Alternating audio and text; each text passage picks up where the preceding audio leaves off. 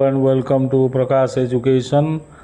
आज आम प्रोज रु गोटे विषय बा चैप्टर नवा ए लेटर टू गॉड जो जार ऑथर होउचंदी जीएल फुएंटेस अर्थात ग्रेगोरियो लोपेज फुएंटेस। तेणु ए लेटर टू गॉड आम पढ़ा पूर्व मिनिमम आम राइटर बा ऑथर विषय किसी जानिबा दरकार। तेणु से क्वेश्चन आसूची से ऑथर विषय आम देखा ग्रेगोरियो लोपेज फुएंटेस 1895 जन्म 1895 एवं 1966 रे तांकर मृत्यु। ही वाज ए मेक्सिकान नोवेलिस्ट अर्थात मेक्सिको जो नॉर्थ अमेरिकार गोटे देश बा कंट्री से मेक्सिकान से नोवेलिस्ट जड़े से केवल नोवेलिस्ट ता नुहे जड़े पोएट जर्नलिस्ट मध्य। Fuentes started writing at the age of 15 आम मन रखा 15 वर्ष बयस से तांकर लेखा आरंभ करते। When the Mexican revolution began Mexican बा मेक्सिको रे जेतेबेले विद्रोह आरंभ होला many of his books are related to the civil conflict. तेणु तांकर से सामाजिक जो संघर्ष होता सेठी मेक्सिको रे तारी उपरे पर्यवसित तांकर लेखा गुड़िक। His stories are exciting and humorous बहुत मजादार मध्य। And many of his works are concerned with the operation of Americans अर्थात अमेरिका मानकर जो दमन लीला तारी उपरे तांकर लेखा गुड़िक पर्यवसित। He was awarded for his writings तांकर लेखा पाई से मध्य अवार्ड पाइथिले the national prize of arts and science in 1935। आम ताको मन रखा 1935 मसीह से जातीय स्तर रे गोटे आर्ट्स एवं साइंस पाई जो अवार्ड टी पाइथिले ये परीक्षा रे आसे बहु समय रे। तेणु आम ताको मन रखा। एथर आम तांको लिखित ए लेटर टू गॉड विषय आरंभ करवा। आज जत्पर नास्ति ए लेटर टू गॉड रो यूनिट 1 आमे सारिबा एवं बुझिबा। The house, the only one in the entire valley, sat on the crest of a low hill. एठी क्रेस्ट माने कौन ना टॉप। तेणु the only house that is situated on the crest of a low hill अर्थात गोटे अनुच्च पहाड़ रो अग्रभाग रे से गोटे घर रही एंटायर भैली रे बा उपत्यका रे sat on the crest of a crest माने top. From this height one would see the river and the field of ripe corn dotted with the flowers that always promised a good harvest. From this height जदि जड़े से उच्चतारू जड़े ठिया होकि सबकि देखिब ताले what would he see? He would see the river and the field of ripe corn. नदी देखिब एवं पाचिला शस्य क्षेत्र देखिब जो पाचिला शस्य क्षेत्र डटेड विथ द फ्लावर्स अर्थात डटेड विथ माने स्कैटर्ड ऑल ओवर अर्थात चारिआडे विच्छुरित होइथिबा फूल आम देखा पाइब से शस्य क्षेत्र रे that always promised A good harvest. एवं से जेतेबेले आमर फूल अधिक हो जाए बा आंब बौल जेतेबेले अधिक हो जाए सेतेबेले आमे निश्चित भाबू जे एथर आंब बहुत उत्पादन हम बा जेकोसी शस्य रे जेतेबेले फूल हो सेतेबेले आमे चिंता करूँ जे एथर निश्चित आमर भल अमल हम। तेणु what does the flowers promise? It promises a good harvest अर्थात गोटे भल अमल हम यही कथा चिंता। तेणु क्रेस्ट माने हला टॉप डटेड विथ माने हला स्कैटर्ड ऑल ओवर स्कैटर्ड माने बिछे ही जाइछि। The only thing the earth needed was a downpour or at least a shower. एवं सेतेबेले तार भूमि कौन दरकार करुला ना ए डाउनपोर माने हेवी रेन प्रचंड वर्षा बा प्रबल वर्षा दरकार करुला किंबा आटलिस्ट ए सावर अर्थात असराए वर्षा आटलिस्ट माने हला अंततः throughout the morning Lencho who knew his fields intimately had done nothing else but see the sky towards the northeast. Throughout the morning, Lencho did what? Had done nothing. से किछि करि नथिला but see the sky towards the northeast. उत्तर पूर्व आकाश को केवल चाहि रहितला. उत्तर पूर्व आकाश को चाहि रहिबार कारण कोन? Why did he see the sky towards the northeast? Only anticipating rain अर्थात वर्षा को आशा करी से कौन करुला ना उत्तर पूर्व आकाश को चाहि रही था. हु न्यू हिज फील्ड्स इंटिमेटली अर्थात से तार इंटिमेटली माने भेरी क्लोजली अर्थात तार जमी तार चाष तार खेत को से घनिष्ठ भाव में जानी थिला एवं सकाळ जाक जेहेतु तार पानीर आवश्यक थिला वर्षार आवश्यकता थिला तेणु से उत्तर पूर्व आकाश को चाहि रहितला कारण से देश रे उत्तर पूर्व आकाश रो ही वर्षा आसी थाए वर्षा को चाहि रहितला से. Now we are really going to get some water. Now we are going to get some water oh man. तेणु से कौन कहला ना आमे वर्तमान किछि पानी पाइबा को जाउचे बी गोइंग टू फॉर्म रे लिखा आइछि भविष्यत समय पाई. ओ मैन अर्थात तार निजर वाइफ को से संबोधन करी कहूची जे आमे ए निश्चित भाव रे पानी पाइबा. The woman who was preparing supper. Supper हैला कोन ना late evening meal who was preparing supper. So what was the woman doing? She was preparing supper replied. लेंचोरो यही कथा को नहीं कि से प्रति उत्तर देला कहला yes God willing भगवान कर इच्छा. तुम एटी परीक्षा पड़ो yes God willing किए कहीला who said yes God willing. तेणु ये कह कौन लेंचोस वाइफ. हाँ now we are really going to get some water. Who said this? It is Lencho. The older boys were working in the field while the smaller ones were playing near the house. Older boys माने बड़ बड़ पिला जो वयस्क पिला माने थिले से माने कौन करथिले? What were they doing? They were working in the field. जमी रे काम करुथिले. While the smaller ones were playing near the house. एवं घर पाखरे छोट छोट पिला माने खेला खेली करुथिले. को पर्यंत खेलुथिले ना until the woman called to them all समस्तन को डाकिबा पर्यंत कम फॉर डिनर आसरे डिनर खाइबा ए डाक डाकिबा पर्यंत बड़ पिला माने बा वयस्क पिला माने फील्ड रे काम करुथिले. They were working while the smaller ones were playing near the house until the woman called to them all come for dinner. अर्थात डिनर खाइबा को आस एया डाकिबा पर्यंत से माने एई भली बड़ पिला माने खेलुथिले एवं सान पिला माने बड़ पिला माने काम करुथिले. They were working while the smaller ones were playing near the house. It was during the meal that just as Lencho had predicted big drops of rain began to fall. तेणु during the dinner, during the meal, just Lencho had predicted. Predict माने foretell, foretell, foretell, T-E-L. तेणु ये जो foretell तमर रही हैं foretell माने हला कौन ना predict अर्थात पूर्वानुमान करिबा. कौन करिबा? पूर्वानुमान करिबा.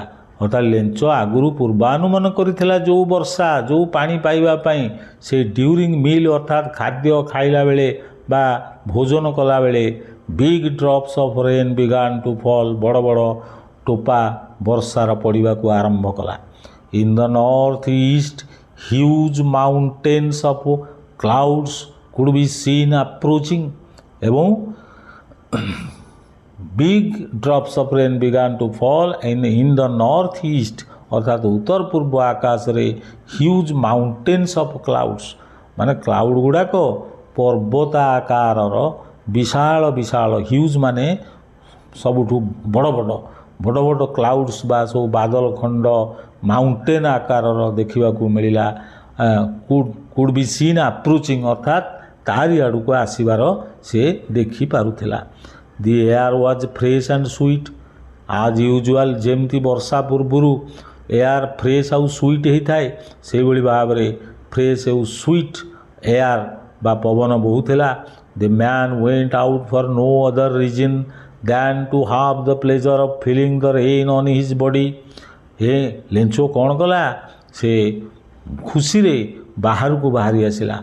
यहाँ परीक्षार पड़ो जे बाहर को से क्यों कारण रू बाहरी आसला से कहूँ no other reason than to have the pleasure of feeling the rain on his body अर्थात ता शरीर रे वर्षार जो आनंद अनुभव करवा जो आनंद अनुभव करबा पाई ता बॉडी रे वर्षार आनंदटा को अनुभव करबा पाई से बाहर को बाहरी आसला।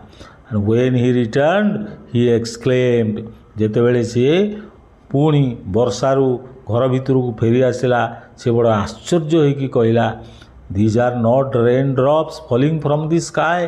अरे एगुड़ाक रेन ड्रॉप आकाश रू पड़ुनी दे आर न्यू कॉइन्स से न्यू कॉइन्स बोली ताकू कंपेयर करिछि कहला रेन ड्रॉप्स एगुड़ाक नुह एगुड़ाक सब न्यू कॉइन्स नूतन मुद्रा एमती कहबार कारण कौन माने 2.5 मार्क पड़ो जे से कहीं रेन ड्रॉप को न्यू कॉइन्स कहला कहीं Lencho needed rain much it was माने he needed rain at that time when the rain began और rain drops fell from the sky he became very happy and he knew that if rain comes or if he gets some water there will be a good harvest and earn much money जहाँद्वारा से कौन करिपरिबो ना बहुत किछि रोजगार करिपरिबो भलो तार चाष हबो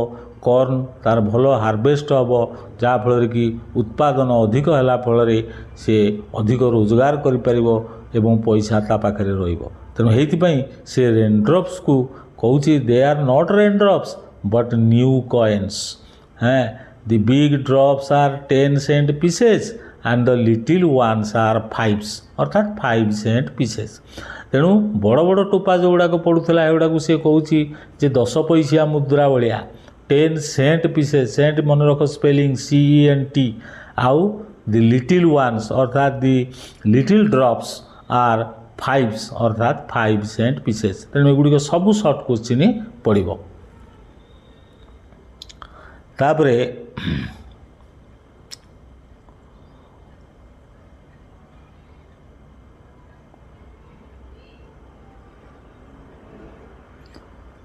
with a satisfied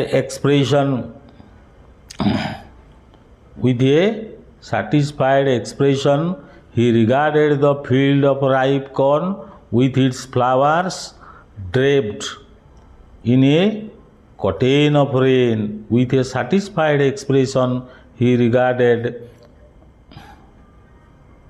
the field of ripe corn with its flowers draped in a curtain of rain अर्थात से तार माने गोटे मनरे संतोष भाव आसी थाए तेणुकरी से सम्मानर सहित देखुला तार पाचिला क्षेत्र को जो थे फूल भरी रही एवं से क्षेत्रटी ड्रेप्ड माने covered in A curtain of rain अर्थात वर्षार परदारे पूरा जलार्णव हो जाइथिला एवं से ता मन संतोष हो जाइथिला काइना से जल को एक्सपेक्ट करुला।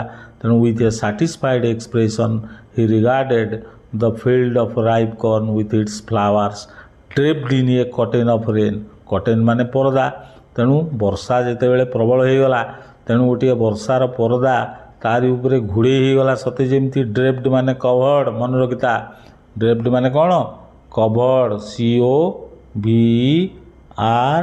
COVERED कवर्ड एटा हला ड्रेप्ड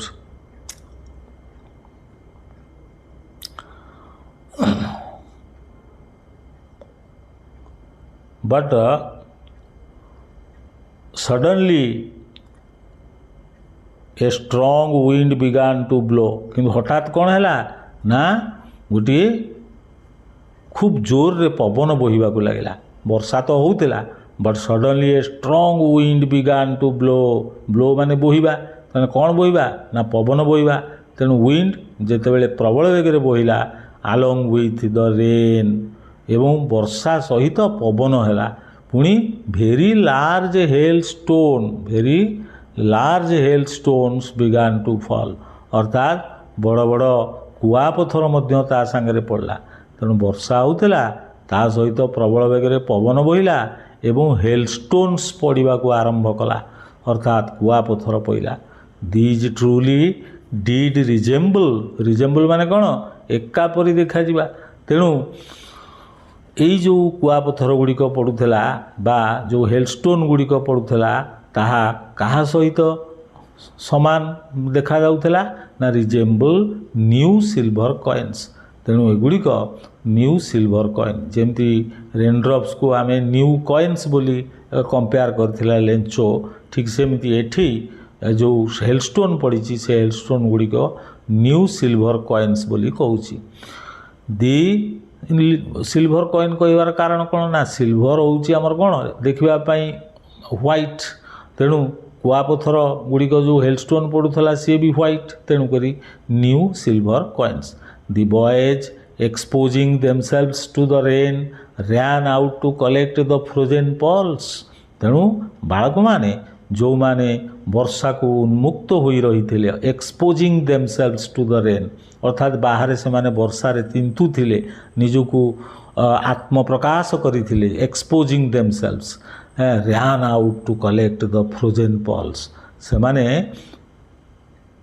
निजको आत्म प्रकाश करी वर्षा रे जाइकी फ्रोजेन पॉल्स गोटेबा पाई बा संग्रह करबा पाई दौड़िले फ्रोजेन पॉल कहीं कहुई ना फ्रिज जो शब्द रही FREEZE फ्रिज माने कौन ठंडा हवा तेणु फ्रोजेन है तार एडजेक्टिव तेणु फ्रोजेन पॉल्स माने कौन मुक्ता तेणु से शीतल मुक्ता गुड़ी को संग्रह करने से माने कौन है निजको वर्षा रे आत्म प्रकाश कले it is really getting bad now exclaimed the man तेणु बर्तमान कौन है माने बेड़ी ऊपर कोरड़ा भलिया कौन है ना वर्षा होता पवन है एवं ता सांगे पुणी हेल स्टोन पड़ा तेणु ये सी कहूँ कौन it is really getting bad now वर्तमान परिस्थिति जटिल होबार लगी एक्सक्लेम्ड द मैन मनीष बा लेंचो बड़ आश्चर्य होगी एक कथा कहता है आई होप इट पैसेस क्विकली एवं से आशा करुच्ची जे यहाँ खूब शीघ्र अतिक्रांत हो it did not pass quickly किंतु दुर्भाग्य यह शीघ्र अतिक्रांत हैला नहीं ये जो प्रकार विपर्य बर्तमान घटी जो वर्षा जो पवन एवं ता सांगे हेलस्टोन बा कुआपथर माड़ या टोटाली माने ता से अंतराय हैला नहीं बा एथिरु से हटिगला नहीं अर्थात चालू रही for an hour the hello rained on the house घंटे काल कौटी कौटी वर्षा है ताको मन रख on the house on the garden on the hill side and in the cornfield तेणु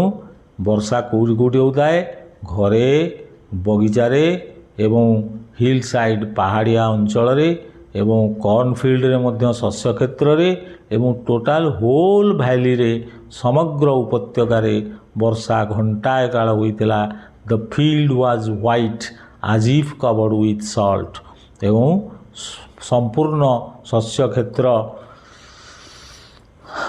सॉल्ट रे आवृत हैला भली बा लुण चरीगला भली धला देखा जाउथिला looked white as if as if ମାନେ କ'ଣ ସତେ ଯେପରି ସଲ୍ଟ ଦ୍ୱାରା କଭର୍ଡ଼ ହୋଇଯାଇଥିଲା।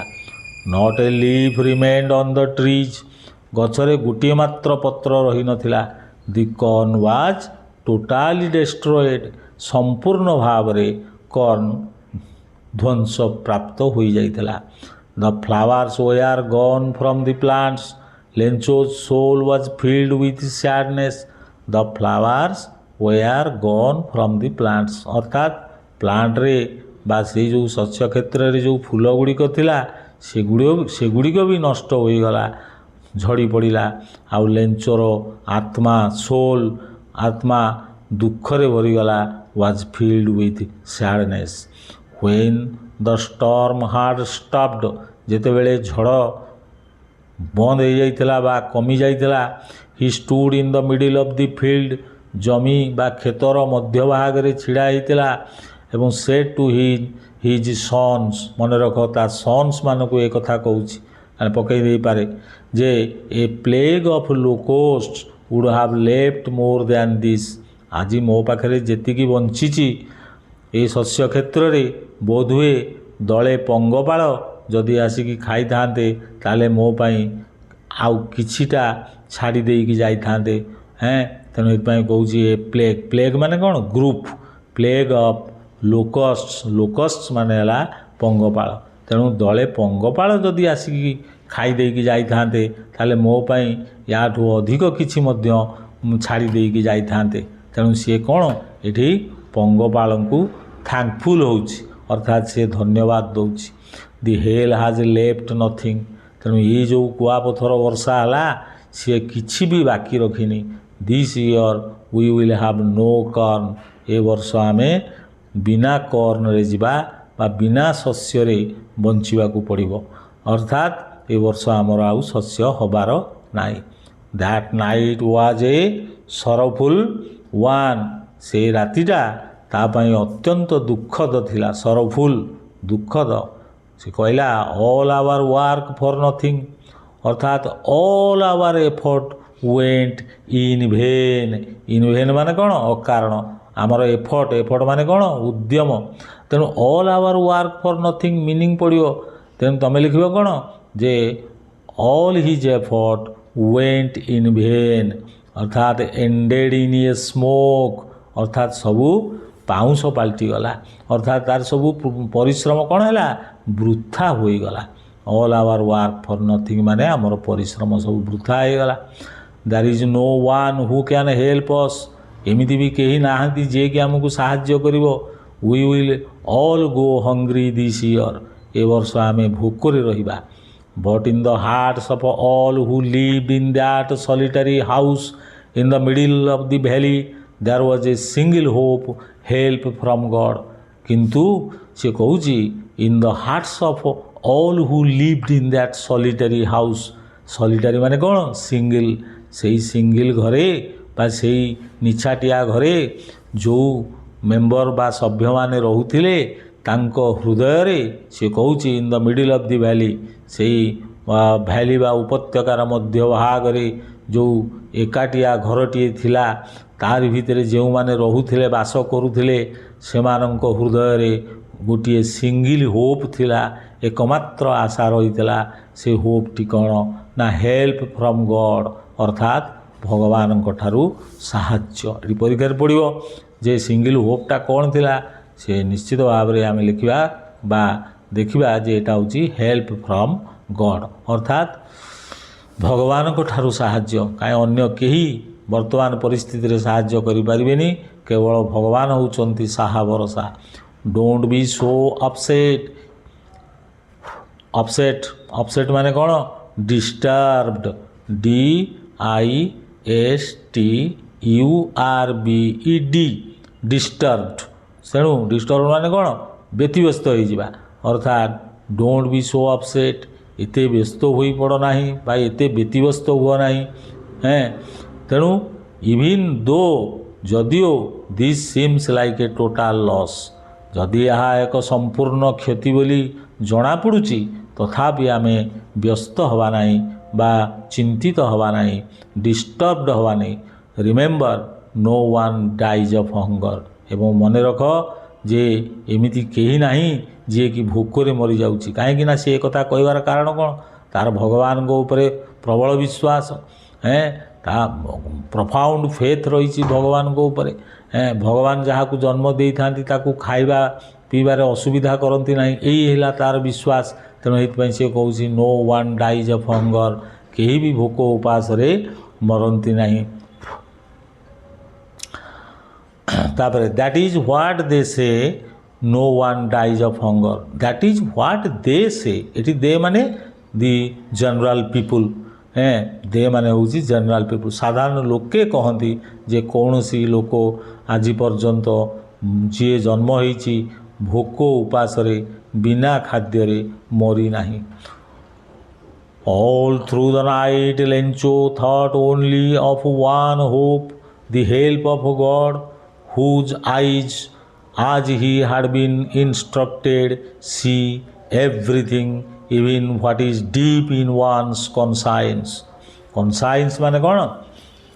sense of right and wrong।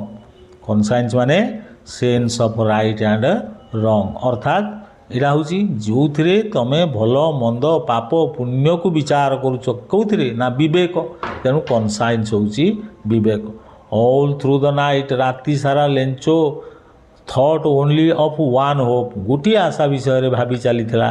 ସେ ଆଶାଟି ହେଉଛି ଦି ହେଲ୍ପ ଅଫ୍ ଗଡ଼୍, ଭଗବାନଙ୍କର ସାହାଯ୍ୟ।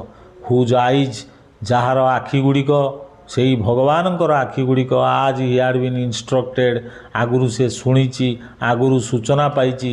ସି ଏଭ୍ରିଥିଙ୍ଗ, ସବୁ ଜିନିଷକୁ ଦେଖିଥାନ୍ତି ଭଗବାନ ତାଙ୍କ ଆଖିରେ। Even what is deep in once conscience, even ଜଣଙ୍କର ବିବେକରେ କ'ଣ ରହିଛି, ଗଭୀରତମ ସ୍ଥାନରେ ବା ହୃଦୟର ଗଭୀରତମ ସ୍ଥାନରେ ବା ବିବେକରେ କ'ଣ ରହିଛି ତାହା ମଧ୍ୟ ସେ ଦେଖିପାରନ୍ତି।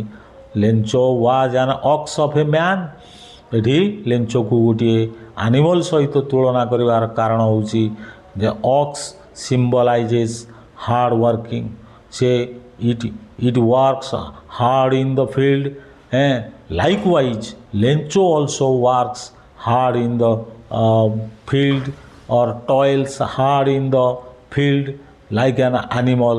that is why he has been compared with an ox। ଲେଞ୍ଚୋ was an ox of a man, ଅର୍ଥାତ୍ ତା ଭିତରେ ଅକ୍ସର ବଳ ରହିଥିଲା, ଅକ୍ସର ସାହସ ରହିଥିଲା। ତେଣୁ ସେ ତାକୁ ଏଠି କମ୍ପେୟାର କରାଯାଇଛି ୱାର୍କିଂ ଲାଇକ୍ ଆନ୍ ଆନିମଲ୍ ଇନ୍ ଦ ଫିଲ୍ଡସ୍।